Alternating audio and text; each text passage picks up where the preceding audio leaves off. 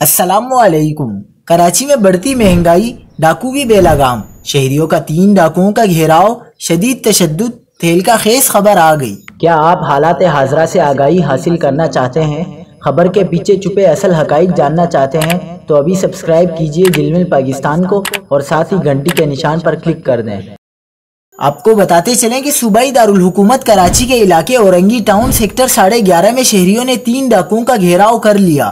Karachi police کے مطابق شہریوں کے تشدد اور فائرنگ کے نتیجے میں ایک ڈاکو ہلاک جبکہ اس کے 2 ساتھی فرار ہونے میں کامیاب ہو گئے۔ پولیس نے فرار ملزمان کی گرفتاری کے لیے کارروائی کا آغاز کر دیا ہے۔ پولیس نے بتایا کہ ہلاک ہونے والے ڈاکو کی شناخت راکب کے نام سے ہوئی ہے، جس کی عمر 25 سال ہے، جبکہ اس سے ملنے والا اسلحہ اور موٹر سائیکل پولیس نے تحویل میں لے لی ہے۔ یاد رہے کہ رواں سال 1 جنوری سے آج تک کراچی میں ڈکیتی مزاحمت پر 18 افراد قتل کیے جا چکے ہیں، جبکہ 100 سے زائد افراد زخمی ہو چکے ہیں۔